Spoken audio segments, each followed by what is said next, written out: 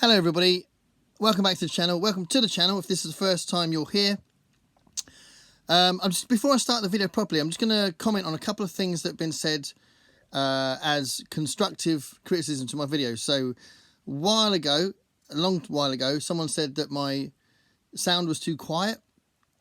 So I raised my voice a little bit, but ultimately I bought a microphone, and that microphone made no difference whatsoever.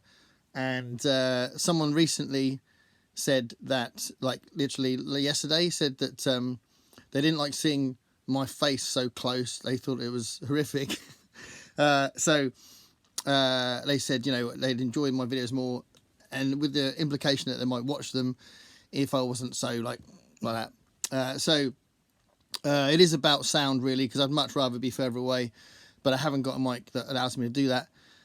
So I apologise for the fact that I've seen other booktubers, to be fair, that have been this close, but I know that I personally would prefer to be like more like this. But there we are. It's just one of those things. And then another thing, I've just noticed Michael Romeo Talks Books is back, which is great. So hi Mike, nice to see you. And you said a while ago, I think it was you that said that you didn't like the fact that the top and tail music was always like really loud. So ever since you said that, for the last number of months, or at least 6 months, in the editing part of it, I've turned the sound down on the music in the top and tail bit. So hopefully that's made a difference. But I do try and react as best I can to the criticisms and make a difference if I can.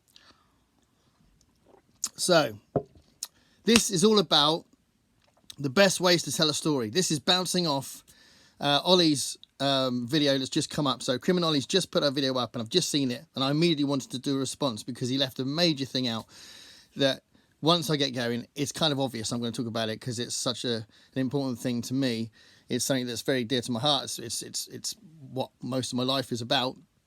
So it's the other thing that I talk about on this channel besides books mainly. And I thought, grab a bit of paper, and literally in about a minute I wrote all these notes down to make sure I don't forget anything. So I might refer back to this because I don't want to forget anything. But basically, Olly did a really, really good video on the different media that we use to tell stories. And it was bouncing off something that came up from Garb August about the fact that people were talking about novelizations. I personally like novelizations, but I haven't read masses of them, but I did when I was younger. That was my gateway into reading. And they are looked down upon, definitely. They are definitely looked down upon. And Olly was talking about how interesting it is that that's looked down upon, whereas it's still a novel, and there's still not a lot of reason to do that. It's just the way that it seems cheaper in society to go from a film that's already been made and that sort of stuff. And he was looking at the timeline of how these different media have been created, and whether that's got an influence on how much influence they've had and how important they are and how respected they are. And I think that's a really good way of looking at it. I think it's a lot of what he says is true. But he missed a massive thing out. So he said that poems, then he said plays, and he said novels, and he said movies and television and games. He said all of those different media all had an important part to play in telling stories and giving us that insight into human nature, but in different ways. And he kind of implied that games were a lot less respected and didn't have as much of a history of doing it, but we're starting to do that a lot more. And poems, which go right back to Homer, were much more respected and have much more of a long history of doing it. Absolutely true. Every single one of those media feature songs.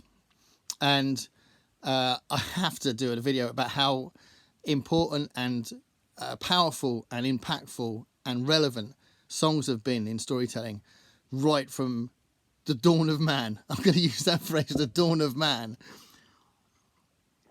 And women. The dawn of mankind. Basically, ever since we could breathe, we've been singing. We've been interacting with music and sound. There is evidence, archaeological evidence, there's evidence on cave paintings, there's all sorts of evidence to prove that music and sound and songs have always been a part of our life, always been a part of our culture. So going right back to prehistory, before history was recorded properly, it was a thing. And obviously songs would have been passed down through generations rather than written down. But that was a thing. It was definitely a thing that we all did. And there's still a tradition now that goes back to that, which I wanted to reference, which is the griot tradition. So I don't know how much you know about the griot tradition, but in West Africa, there is a long-standing tradition that, again, goes way back to prehistory, where certain families would be like the most respected families in the community, because they would be telling the stories of the history of their family and some of the history of the town through these griot songs, and they'd pass them down. And basically, the griots would be commissioned to write songs for families. The families would commission them to write a song for their family, and that's how memories are sort of put down in that culture through, obviously centuries before. So the griot tradition is a very long, old tradition of creating songs that tell the stories of the community, tell the stories of the families, tell the stories of the developing town. So some of those songs would be political, and some of them would just be character pieces about the family. So the griot tradition is a really good insight into that kind of thing. So that's an absolute thing. And linking with that, because that's essentially West African folk music, and folk music in general are songs that are telling a story. They are almost always narrative songs, folk songs. So if you look up a bunch of old ballads from the 13th century, they do exist, and they are saying all sorts of different stories. Some of them are comical, some of them are about poaching and thieving from the rich. Some of them are stories that kind of mock the rich. Some of them are just love stories. Some of them are sort of cheeky love stories where there's some infidelity going on. Some of them are highwayman stories. There's all kinds of different folk songs. There's also obviously sea-based folk songs, sea shanties and those kind of things that do tell stories as well. Those are more work songs, so some of them aren't as narrative, but some of them are. Some of them are definitely narrative songs. So you can learn so much about attitudes and personalities in these old, centuries old families and communities through folk songs. So that's a really important part of this as well. And these folk songs have got a modern equivalent, which I'll get to in a minute. But something to think about, the fact that all of these things we've mentioned some of them go right back, because plays go right back as well, to ancient Greece. But songs go right back, and that's really, really important. So going to the more modern age, you've got musicals, and musicals are quite an old tradition now. And actually, they go right back to ancient Greece as well. But there is a sort of an element of these things that have evolved. But the modern musical clearly tells stories through songs, and that would be a number of songs. But each song would tell a story, and those dozen songs would tell a more complete, layered story. But depending on, if you think about a song like, just off the top of my head, it's like Skid Row from Little Shop of Horrors. If you listen to Skid Row, it's got lots of different social commentary on it. It really does tell a story, and you could argue that some short stories and maybe even some novels don't go beyond that as far as development of social commentary. That essentially says that, but Skid Row does it in 4 minutes. So, there are definite sociological aspects to songs in musicals, and you'll have your own lots of different versions of that. So musicals tell a story clearly, but usually with a number of songs, but each song would be telling a story and a part of that story. So if we go to the modern age, so jumping back from the folk tradition and thinking about folk influenced songwriters, so people like Bob Dylan. Bob Dylan wrote The Death of Emmett Till, and Emmett Till is an extremely important American story about that sort of sheds light on racism, sheds light on attitudes to the law and justice for crimes against the black community. It's a really important story, and it's a great song, and it tells the story of Emmett Till. And there's been a recent film, I think, or series about that now, but for a long time that was the go-to for the story, you know. So the Emmett Till story is really important, and if you can draw a parallel from that to Ben Harper's song "Like a King," about it references Martin Luther King, but ultimately it's about Rodney King, and about Rodney King's death. And it was written during the time, was just after it happened. So obviously the LA riots happened after it, and it's a really powerful, brilliant song, "Like a King," about Rodney King. And recently Ben Harper wrote another song that was about police brutality against the blacks, which is called "Call It What It Is," which is an amazing song. Definitely recommend "Call It What It Is" by Ben Harper. Got to look these songs up. There's a nice parallel there to the Emmett Till song from Bob Dylan. You've got people like Bruce Springsteen. If you don't know Bruce Springsteen stuff, loads of his songs are narrative songs. So he's a really good narrative songwriter. There's not a massive of great songwriters that are narrative songwriters. You know, if you look at what they call the Great American Songbook, all the jazz songwriters like Richard Rodgers and Jerome Hart. My mind's gone blank. But though the Great American Songbook, Cole Porter, all that stuff, those people don't tend to write narrative songs. They're usually romantic songs that have got good wordplay in them, and they're not narrative. Springsteen is really good at writing narrative songs, and one of my favourite songs that's a fantastic narrative song is "Atlantic City." It's on the album Nebraska, and the song Nebraska is really good as well, and another narrative song, and it's really quite it's very intense, but it's very horrific. But Atlantic City is such a great set of lyrics about desperation, about how poverty leads someone to just think, look, we can't live like this anymore. Let's just go to Atlantic City, blow some money. Maybe we'll make some money. Maybe we can change our lives. Let's look as good as we can with what we've got and go out and try and have a good time, even though we're poor. And even though I keep getting into trouble with the law and all that. It's such an incredible set of lyrics. So Atlantic City from Bruce Springsteen is a really good example of that. I'm gonna have to do this in order of what I've written down, so it's going to chop and change a little bit, but just have to put up with me because otherwise I'll miss something out. So immediately after that, I thought about the fact that Kate Bush's album Hounds of Love, the second half, side 2 of Hounds of Love, is called The Ninth Wave, and it's a series of 7 songs. I think it's 7 songs that are literally like a mini concept album about her drowning, and then or almost drowning. Certainly she is in the process of drowning, and then she gets saved at the end. It's no spoilers because the songs are incredible. But the first side's got all the hit singles on it, and the second side is this story, which is just amazing. Beautiful songs, but really clever music to go with it. Really powerful. Really, you get absolutely immersed in it. And when she's calling out for a family to save her, it's just beautifully done. And then when she's at her lowest, this amazing male voice choir comes in, and it's just beautiful. And then when she gets lifted to safety, the music reflects her being lifted to safety, and it's got this joyous calm to it.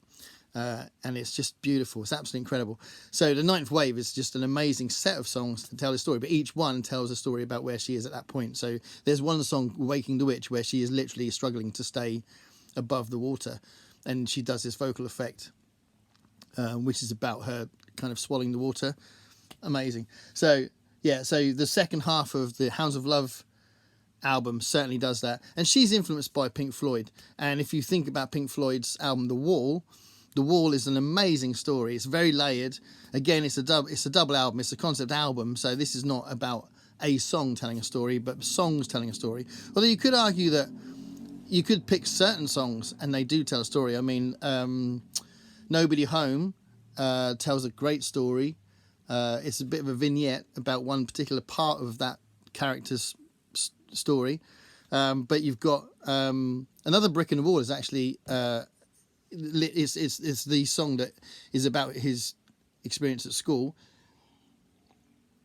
being bullied by the teacher and that. But there's loads of different examples of that in that album. But the whole album tells a very multi-layered story about abuse from the teacher, about divorce, about drug abuse, about the cult of celebrity, about mourning the death of his father from being killed in the war, all sorts of things. There's tons of stuff in that album.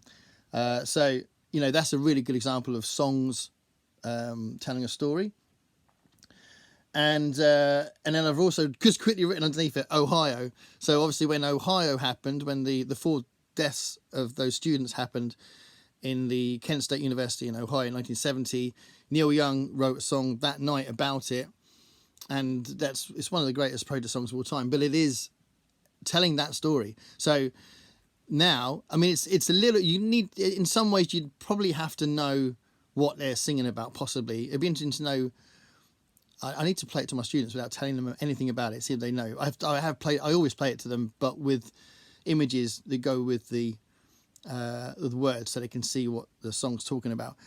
So I don't know if you might need that, but ultimately that is a very important story that's being told by the song Ohio from Crosby, Stills, Nash and Young.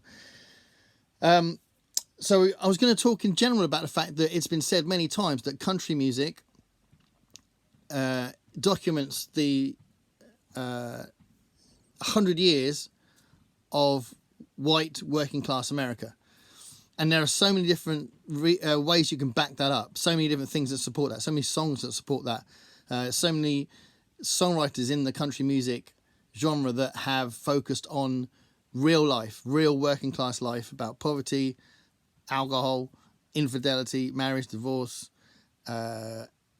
jobs, you know, all sorts of different aspects of, you know, trying to earn a wage. There's so many songs about living as a working class person in the country music vein that it's absolutely true that it tells that story. And you know, I thought of a couple of narrative songs that people don't necessarily think of as narrative songs. So you don't necessarily think of Jolene being a narrative song, but it absolutely is. It tells such an incredible story. It's one of the best songs ever written, I think. But Dolly Parton wrote this song that essentially is about self-esteem. It's about this woman. It's so layered because this woman is so scared of this attractive woman called Jolene is going to steal her man because she feels like this Jolene is better than her, carries herself better, is always going to be getting the guy, and she desperately wants to keep her man because she loves him, and she thinks that Jolene might be able to seduce him, and you know she's not got the kind of confidence that thinks that it doesn't matter if her guy loves her, at some point he's going to be seduced by Jolene. All that, it's very layered. It's a fantastic song, and it's definitely narrative, paints a very vivid picture of a complete story. So Jolene's a good example of that, but one that's actually got a beginning, middle and end is Devil Went Down to Georgia. So The Devil Went Down to Georgia isn't a very deep and serious story, but it's a great story and it's a great song, and it's definitely a good example of country music that is quite happy to be light and frothy as well and tell a fun story about the devil having a duel with a violin player. Devil takes your soul. But yeah, also just another thing about country music. So John Prine is a great country music songwriter, and if you think about the song called In Spite of Ourselves, if you don't know it, look it up. It's an incredible song, and In Spite of Ourselves tells a fantastic story. The character work in that song is insane. It's one of the most accomplished 3 minutes of fantastically revealing and full lyrics that I know. It's just amazing. In Spite of Ourselves, fantastic. So John Prine, In Spite of Us, look it up. It's just a great example of that. So a couple of other examples I'm going to make. I've noticed that I'm going into 20 minutes here. A couple of other examples I wanted to make. So if you look at that working class thing, you've got stuff like, more recently, you've got Tracy Chapman's Fast Car, which again tells a fantastic story. It really tells you could make a film just about that song. It's really, write novels about that song. It says so much in that song, and desperately trying to get out of their situation. And there's all sorts of things about their relationship with their father and all that sort of stuff. So Fast Car, if you haven't really properly listened to the lyrics, really heavy, deep, interesting, compelling lyrics from Tracy Chapman. If you think about the song Luca by Suzanne Vega, again, very specific story about child abuse, but very subtly written. A song that isn't quite as subtle, but really, really powerful, by Tasmin Archer, called In Your Care. And that's another one that tells a story of child abuse. It's a tough one to listen to, that one, In Your Care. But again, another great example. Billy Austin by Steve Earle is a fantastic story that, again, has a beginning, middle and end about capital punishment. Obviously, Steve Earle's been a campaigner against that for many years, and it's got that kind of element to it. But amazing. And that album has actually got a few narrative songs on it. It's got a great one called Esmeralda's Hollywood as well. When the People Find Out, that's another good one on the album that's narrative song. Yeah, Rain on the Scarecrow, thinking about a similar genre to Steve Earle. Rain on the Scarecrow by John Mellencamp is about the farm and getting repossessed. Like another great song that's got narrative tinge to it. Another one that's really, really so brilliantly written that you definitely know, but I don't know how much you appreciate the narrative aspects of it. The fact that this guy has managed to write this very quick, sort of 4 or 5 minute song, which paints a very vivid picture of an entire bar. And that's Piano Man by Billy Joel. So Billy Joel wrote this song that every line says so much. And it's just a fantastic set of lyrics that definitely tells a story of this little moment in time and this piano man that's entertaining these people they're all escaping their lives, and you get little vignettes about their life. So yeah, that's another great example. And just coming over to the UK, Billy Bragg's very good at writing characterised stuff sometimes. And if you get a chance to listen to an amazing song called Levi Stubbs' Tears.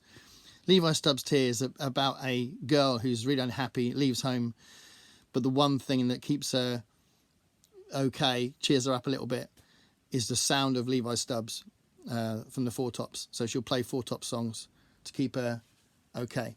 Amazing song. But again, a very much storytelling thing. And so there's also the huge wealth of stuff in the hip-hop genre. So rappers are always telling stories, from Grandmaster Flash singing The Message to Ice Cube singing It Was a Good Day.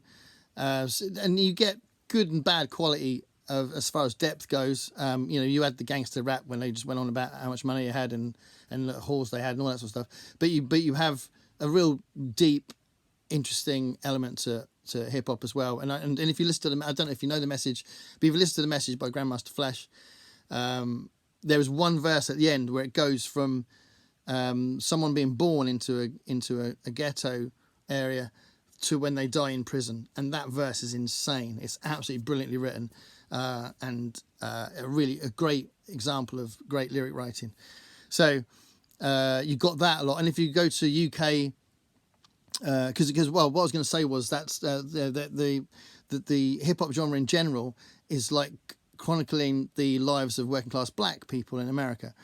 So it's kind of like the antidote, if you like, to the white population being chronicled in country music in a lot of ways. It's a generalisation, but it's in a lot of ways. But if you think about UK rappers, people like Dave, so there's an amazing song by Dave about being black, and I've forgotten what it's called. You'll know because it's his most well-known song, and it is literally the title is something like Being Black, something like that. But it's an amazing song, and it tells you so many different aspects of his life and so many ways that you get an insight into his life. It's definitely the story of his life in that song. So yeah, that's brilliant. That's by Dave, who's a very popular rapper over here. And then and just I've got one last. I mentioned Tommy up there as well, but one last mention here. Iron Maiden.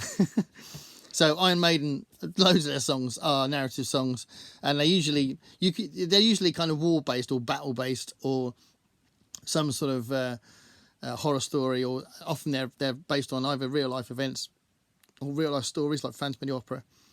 And Rhyme Ancient Mariner is my favourite Iron Maiden song, and that is literally the whole of the poem written, kind of dramatised in the song. It's a huge song, like 13 minutes long. So Iron Maiden do that a lot. There is an argument that they kind of glorify the war stuff, but I don't know. I haven't really thought about it. But I think I've kind of used lots of different examples to show how it's a very good element to storytelling.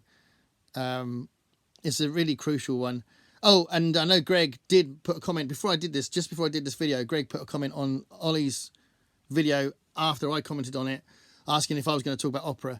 And the thing with opera, I think what I've tried to illustrate in what I've talked about is, you know, the kind of the real stories, stories about people reflecting real life. And operas are often the story element of operas are not what people tend to get off them. I worked in a classical and jazz specialist shop for 11 years, and honestly, the opera fans that I served day in, day out, they always talked about the music. They never ever talked about the words. They never talked about the librettos. The words are called librettos, and they're always sung in, you know, Spanish, Italian, French, German, if it's Wagner or whatever. You know, they never took any notice of the story or the lyrics. And if there were the exception who did, that's cool. And if you're listening to this going, what is he talking about? I love the story of Nabucco. Nabucco's actually got quite a good story. But that's fine. But it's obviously not the focus of opera. It's about the music and the drama of the theatre. And it couldn't happen without stories. I don't want to sound like an idiot, but it's not the focus of the